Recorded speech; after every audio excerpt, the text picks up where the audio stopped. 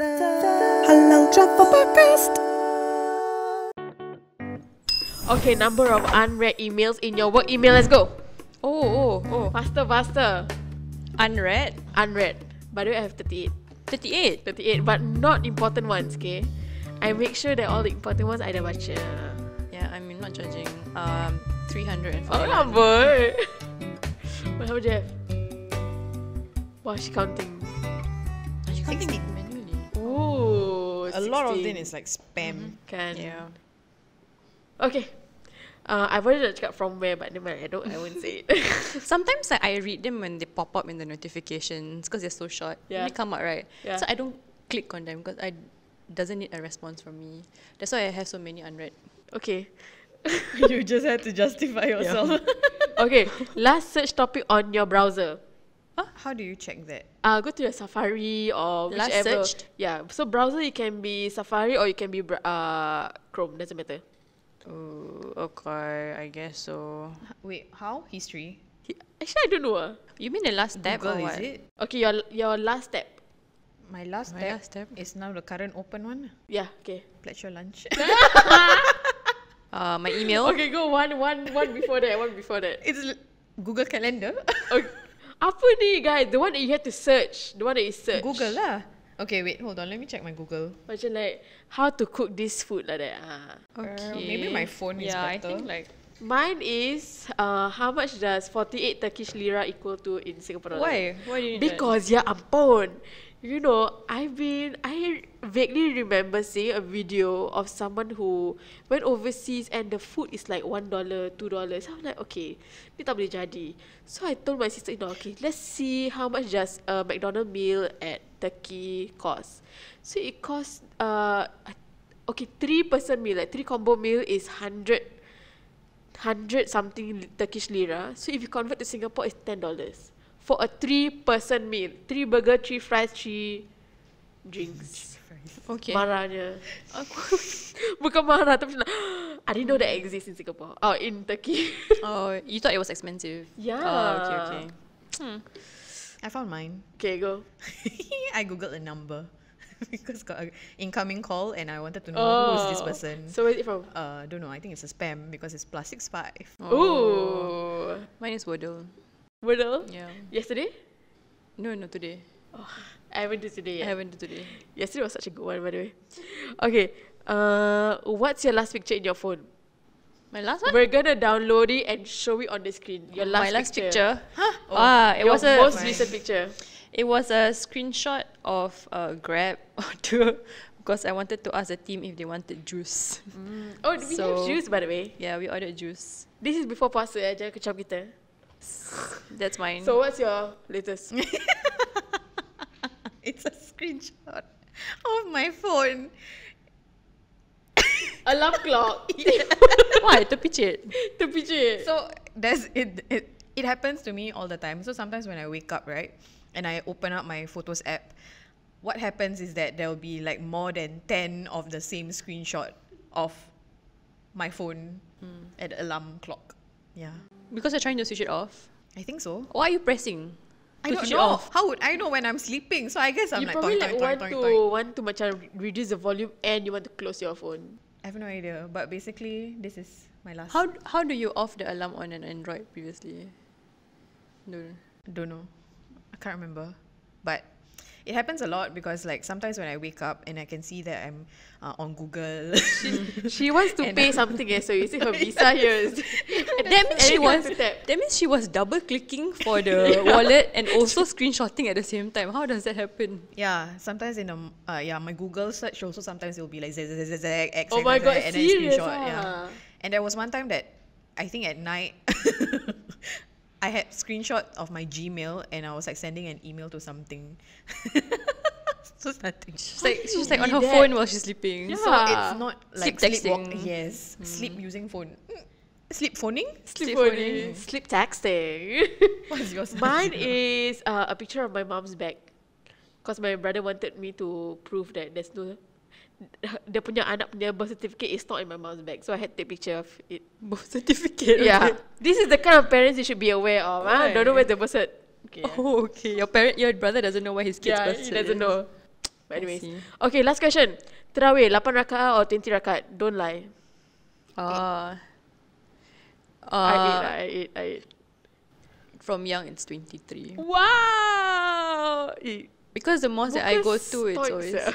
No, really, it was not easy in the beginning. I don't know, my parents, like, it's like that lah. So, like, just how it is. But nowadays, it's 8, right? Because you cannot do it. Oh, yes. Yeah, they yes, have a yes, limit yes, on it. yes. 23. Nice. But then, do you continue at home? What do you mean? Oh, no, we don't continue at home. It's just Welcome to the 8. club. Yeah, thank you. Thanks.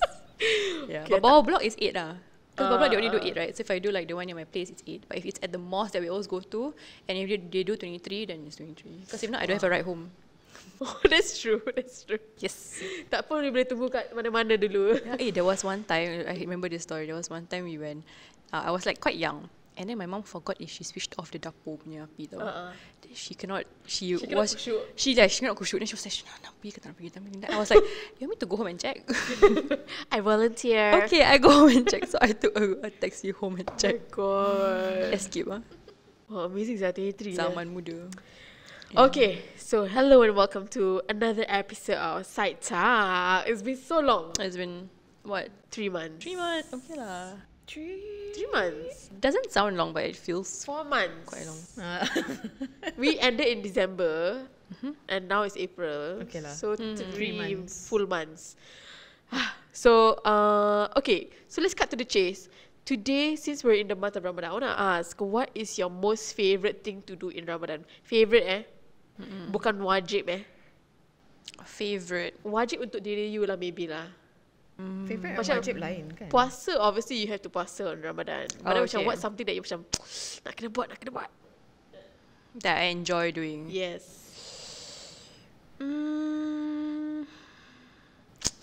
I dah send question ni dah lama dah. Today.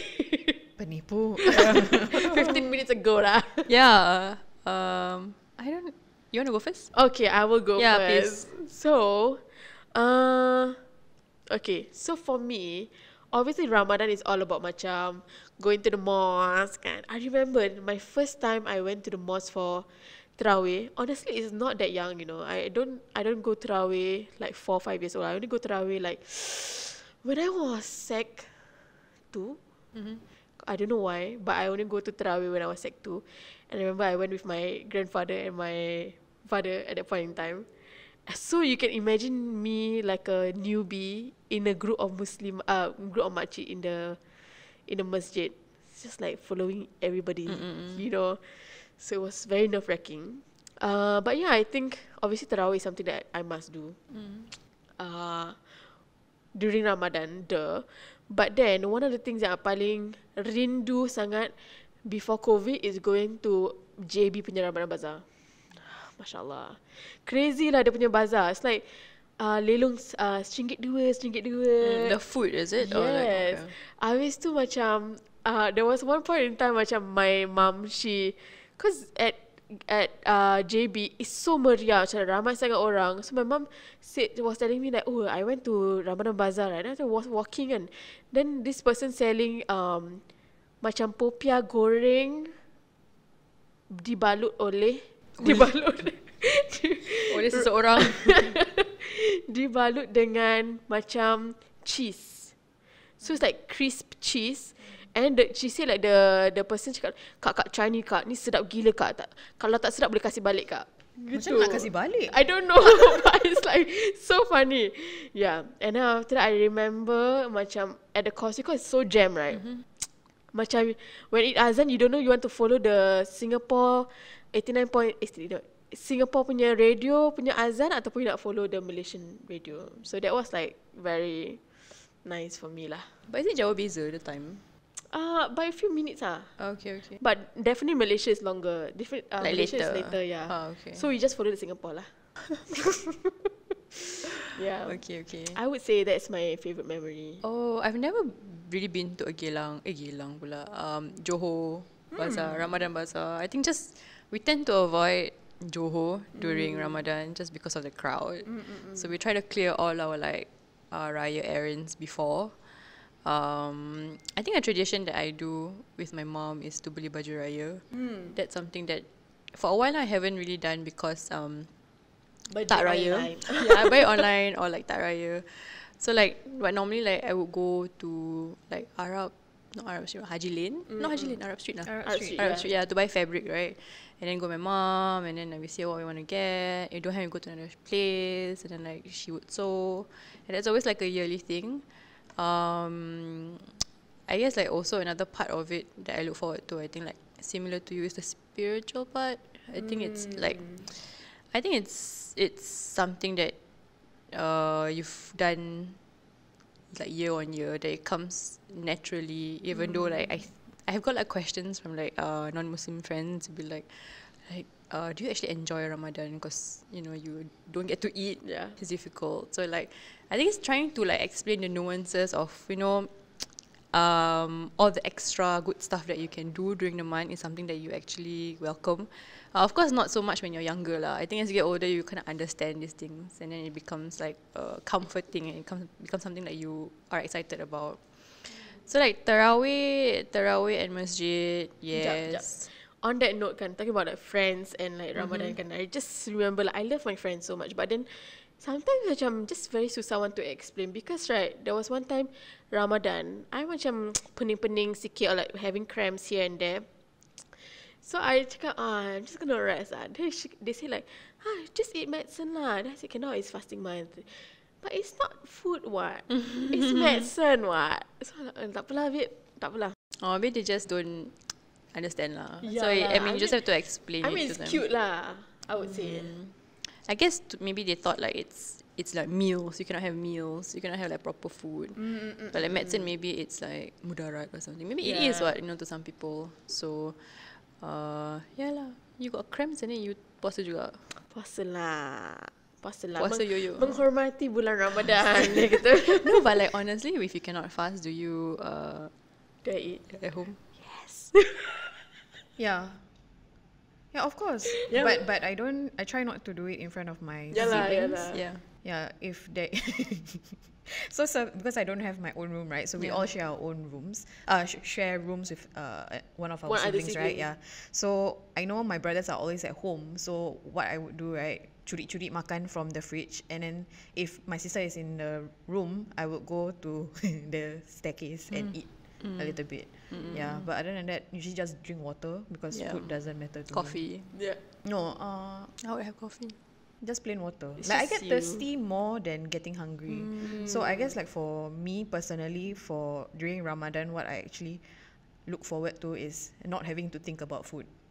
Yeah, because I tend to, when my stomach is grumbling, I'm like, oh, okay, whatever. So now I don't have a reason. I have a reason Not to not eat. Yeah, and people will not blame me for not eating. Yes. Wow, it's a very interesting Yeah, way because to most look of at the it. time when I don't eat, I'm like, never mind lah, later. They say, no, you have to eat, you have to eat. Then I'm like, tak payah lah. Yeah. So now I have a reason. That's true. An interesting story I have when I was in uni and I was staying in dorm for a couple of months, right? And then like a good friend of mine wasn't staying in dorm, and like whenever we couldn't fast, it's always at the same time. So she Wah, would, synced up. yeah, So cool. and Apparently, if you macam very close with this person, kan, with any other girls, you tend to get the same That's what they say, right? same period. Yeah. So like we would do this thing where she would like call me, hey, what do you want for breakfast? And then she would buy for me breakfast. And then she come to my dorm, and then we would eat in the dorm. And there was one time, one day she bought for me food. She bought food for us lah. Yeah. Sekali somebody hit her and the food all trouble. No. Then she was saying, I think this is a sign. Oh, but actually, do you eat a proper meal when you cannot fast? Sometimes I do. Oh. It took me a while. Like since I could not fast to actually be okay with seeing myself eat. Oh, okay. macam like sometimes I get so scared like tak tengah makan, tak nak makan. But it took me a while to like understand that it's okay for you to eat. It's okay. Yeah. Unless I'm like so people scared. around you are affected by it. Itu dorang punya pasal lah. I mean, you try not to do it in front of them. lah, I guess. Yes. Yeah. So one of the things macam I macam very terkilan or like macam still struggle up till now is macam the feeling of not being able to, macam the feeling of macam I always miss donating enough. You know, I always, maybe because like I'm so obsessed or I'm too like macam very apa tu, focus on like other things like macam raya baju or like raya kuih. So macam like sometimes I forget that, you know what, if you sedekah during this month, the pahala is like berlipat ganda, you know. And like they always macam like I am a victim to always macam leave it up to the last minute baru nak sedekah betul-betul. Especially when I don't have to pay zakat kan. Oh, okay, So there really isn't like a time where macam like, okay, I kena sedekah. Yeah. So what do you do? I try to start early, but then also I have come across, I think there are many platforms that do this that encourage you to donate, and they make it easier for you, like make your life easier in terms of like donating also. And like I think not last year, for a few years now, but last year I just like really looked into it properly. But like Launch Good has this Ramadan challenge. So what they do is you can basically automate your giving, and you can set an amount, which is good, as little as like $1. And you can choose whether you want a manual giving or you want an automatic giving. So if you want a manual, then like each day they will run by a few charities with you, and then you can choose which one you want. If it's an automatic one, then you know, they will just choose for you. So like in a way you reap the rewards without actually having to consciously like check in and do it, which is good if you're busy but then you still want to donate. I think they also have like a whole like last 10 days, like if you want to give more and things like that. So that's really cool. I think I saw like a local website that has it also, that does that also. Yeah, so you can just key in your credit card or whatever, and you can just minus from there. So if you're concerned about macam like tangguh-tangguhkan, right? You're always like, oh, I do it later. You can do that. But there's also some people who, you know, they want to like compo, and they want to like gather all their money and really give out to like institutions like madrasas and things like that. So that one is your own choice lah. But if you are the kind that want to give to as many as you can, then that's some of the platforms that you could look at. And actually, there are certain charitable organizations that have this new subscription basis kind of format, whereby like you set an amount like $10 for instance, and every month it will automatically deduct from your bank account. But maybe perhaps you want to share your blessings with other organizations, like what Rhoda said, right? And that's where Launch Good comes into play. And what's very interesting about the daily giving is that because we have our own Pledge Your Lunch campaign, right, on Launch Good. So we have this referral link. So if you want to join the daily gifting, you key in with our referral link, which is launchgood.com/Team Halal Trip, and then our own campaign will get like additional bonus for each successful daily gifting sign up. Cool. So then now you're wondering like what our Pledge Your Lunch campaign is all about, right? So fun fact, this year is our 5th year. Do you know that? Oh, it has so long? Yeah, it has passed by so quickly. We started out in 2018. Wow. Yes, Azira. I also didn't know. But the first one was with who? Imran. It was with Cahaya. Also UNHCR in Cahaya Johor. Surya Bhakti. You also, not UNHCR. Surya Bhakti. Yeah. Refugees 2018. also. I remember like we were doing it here. Yes. That's the first year. 2018. So- It's been 5 years. Yes, it has been.